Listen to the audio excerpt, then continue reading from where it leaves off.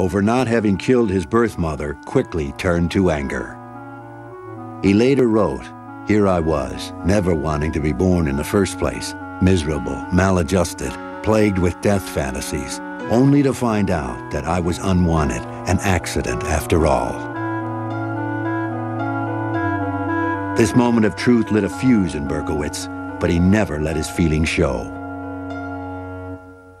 For a while, he even maintained a relationship with his half-sister and her 2 daughters, who called him Uncle Richie and would jump into his arms when he arrived for dinner. His sister seemed to be going out of her way to try to make up for all the things which he hadn't had, and as much as he wanted to believe it, he knew that it was false, that he was still this sort of counterfeit human being. He was adopted. Berkowitz's visits grew less and less frequent, then stopped altogether. He later wrote, "I was getting a very powerful urge to kill most of my natural family. I fought hard to keep these thoughts from becoming actions, so I just stayed away altogether." The 22-year-old Berkowitz mysteriously told his half-sister that he would never hurt her or her daughters. Instead, on Christmas Eve 1975, Berkowitz attacked a 14-year-old girl in the Bronx with a small knife. The rage David had managed to keep under control for so long was starting to crack through his quiet exterior. The attack was too close a physical encounter for the withdrawn Berkowitz. The girl fought back, screamed, and escaped. Berkowitz decided that next time he'd use a gun. That Christmas Eve, a serial killer was born.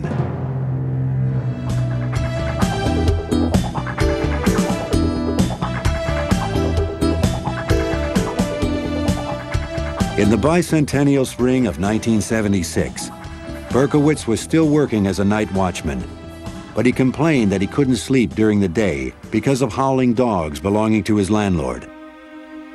He quit his job and moved to an apartment on the Hudson River outside the city, only to find more incessantly barking dogs in his new neighborhood. From 1976 to 1977, Berkowitz drove a taxi, worked in the post office, and tried to live with his paranoid feelings. He would often drive to the beach and sleep in his car for a few hours of peace. At the beach, David took long walks trying to sort out his scrambled mind. One day, he made a decision.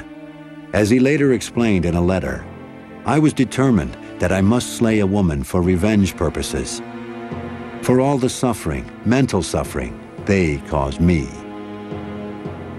The 23-year-old Berkowitz paid a brief visit to his adoptive father in Florida. Nathan witnessed his son staring in the mirror, pounding his head with his hands. He tried to get David psychiatric help, but the young man refused, saying no one could help him, that it was too late. When Berkowitz left Florida, his vengeful fantasies grew more concrete. He drove to Houston to visit an old Army buddy who innocently helped Berkowitz buy a .44 caliber Bulldog revolver to protect himself, Berkowitz said, on the long trip back to New York. Out of the darkness of his rage, the weapon was his final solution. In his tormented mind, the barking of the dogs became unbearable. With his anger and sexual frustrations mounting, it was just a matter of time before Berkowitz would express himself with his gun. The demons inside David Berkowitz were driving him to hunt the dark streets of New York City in search of a woman to kill. Only that would free him from his torment. On July 29, 1976, Jody Valenti was dropping off her friend Donna Loria in the Bronx. Berkowitz drove by and saw the two girls laughing and talking. He parked his car 2 blocks away and walked back. Then he circled the car at a distance, like an animal stalking its prey. Jody turned her head and saw Berkowitz's piercing eyes. She said, "Who's that?" As Donna turned to look, Berkowitz pulled his gun out of a brown paper bag and fired. In the silence that followed, Berkowitz was frozen. Jody pounded the car horn. Berkowitz popped out of his trance and ran. Donna's father burst out of the apartment building, screaming for help as he gathered his daughter in his arms. but she was already dead. Jody survived a bullet wound in her thigh and was able to give police a description of the killer. As Berkowitz fled in his 1970 yellow Ford Galaxy, he sang happily to himself. "I felt some peace," he later said. "While I didn't have a physical sexual orgasm, I certainly had a mental one. After a shooting, it was like I was walking on air." He didn't know if he had killed anyone until he read the New York Post that afternoon. After that, Berkowitz was out every week, cruising neighborhoods that bordered highways. In the fall of '76, he wounded 2 more young women, as well as a man who he probably mistook for a woman in the darkness. Donna DeMasi was shot in the neck. Joanne Lamino was paralyzed from the waist down. And Carl De Niro would end up with a metal plate in his head.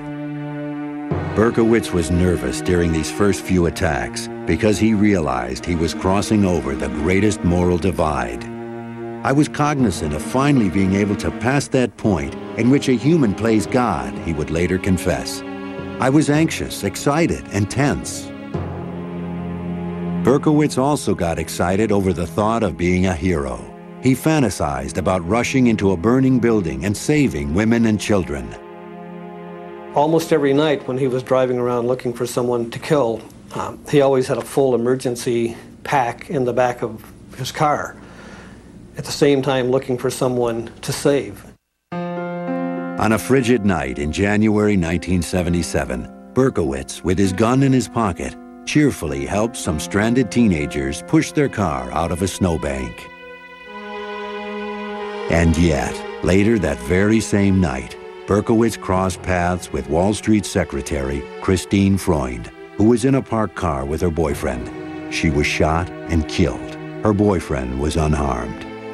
Up to this point, police still had no clue that the murders were related.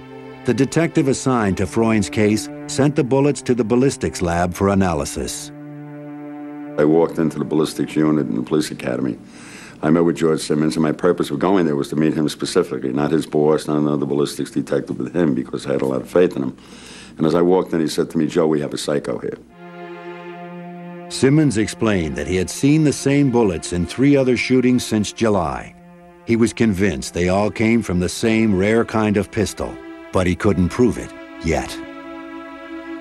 The 5th attack took place on March 8th, 5 weeks after the murder of Christine Freund, and less than 100 yards away in Queens. Virginia Voskerichian, a college student, had come to the U.S. with her family from Bulgaria, and only a year before had been made an American citizen. It was 7:30 in the evening when she was walking home from classes. This guy walks up to her, and she sees the gun in her face and puts her school books in front of her. And he fires through the school books and puts a bullet in her brain. This time, police were able to match the bullets to the first murder. No one could deny that there was a serial killer on the loose. The police dubbed him the .44 caliber killer and braced for him to strike again. Panic seized the city. Women cut their hair short and dyed it blonde because they thought the killer was gunning for long-haired brunettes. I thought about the .44 caliber killer every day since it happened. I go to beauty school up the block, and most of the girls are wearing their hair up because they're afraid of the .44 caliber killer. They wear it up. One thing that I really don't do anymore is sit in parked cars. A month after Virginia was murdered, in April 1977, Berkowitz wrote his neighbor, Sam Carr, a very sober letter saying he would take legal action unless Carr took care of his howling dog. In this letter, Berkowitz revealed his longing for companionship, writing about a wife who didn't exist. He explained that he and his wife tried to take time off to be together. "Just the 2 of us," he wrote, "to sleep late, to make love, to read, etc. But the barking and the howling continued, and we had no peace." Berkowitz got no response from Sam Carr. The following week, he was on the hunt again. At 3 a.m. on April 17th, he was headed home when he saw 2 heads over the seat of a car. This was probably the worst night of my career. I was in charge of the nighttime detail. And we always felt, in investigating homicides, people are creatures of habit. So we always cover the areas where they already hit. Less than 4 blocks from where Donna Lauria was killed, Berkowitz waited as a patrol car passed by and disappeared. He walked toward the car, dropped a note at the scene, and then fired. Valentina Suriani and Alexander Esau were both shot and killed instantly. The note Berkowitz had dropped at the crime scene was the first solid lead for the police. It said, "I am deeply hurt by your calling me a woman hater. I am not, but I am a monster. I am the son of Sam." "I love to hunt," he wrote, "prowling the streets looking for fair game, tasty meat. I don't want to kill anymore. No, sir, no more. But I must honor thy father. I want to make love to the world. I love people. I don't belong on earth." He ended with a warning. "Let me haunt you with these words. I'll be back. I'll be back." Berkowitz had raised the stakes, and police responded. A task force was formed to coordinate the search for the killer. It was the most extensive manhunt in the history of New York. Somebody came up with the theory that the MO of this particular shooter was exactly the same as a scenario on Starsky and Hutch. We sat and watched every Starsky and Hutch episode. That's how minute we got about this thing. A few days after Valentina and Alexander were murdered, Berkowitz wrote another letter to Sam Carr, saying that his life was destroyed and he had nothing to lose anymore. "I can see there shall be no peace in my life until I end yours."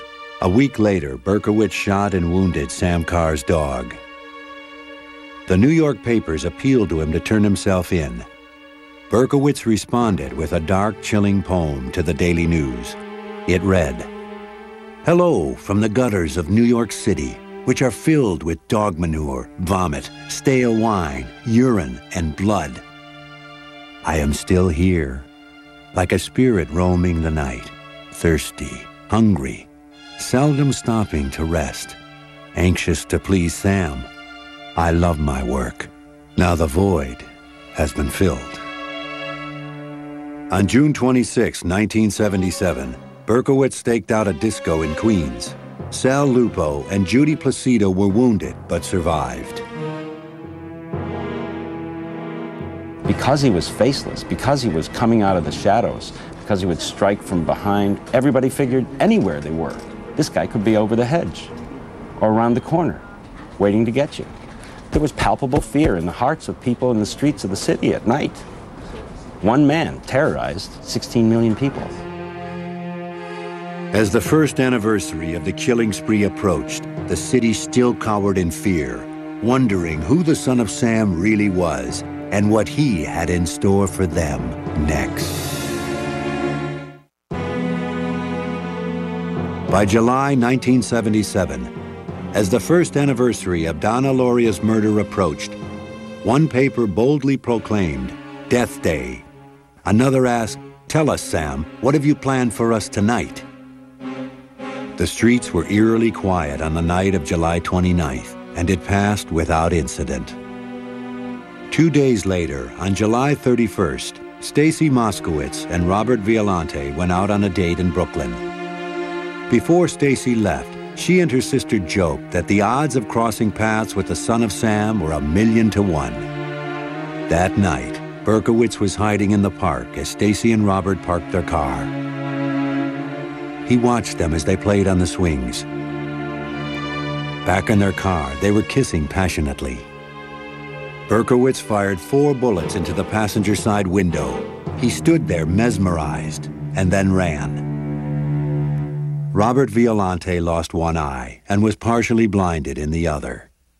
Stacy Moskowitz lived for 39 hours and then died.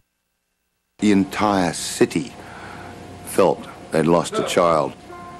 And the atmosphere the next day of the city changed from this terror to an anger and sympathy.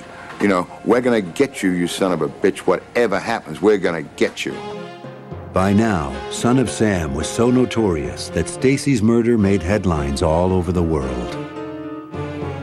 What he was doing was manipulating, dominating, and controlling society. And now this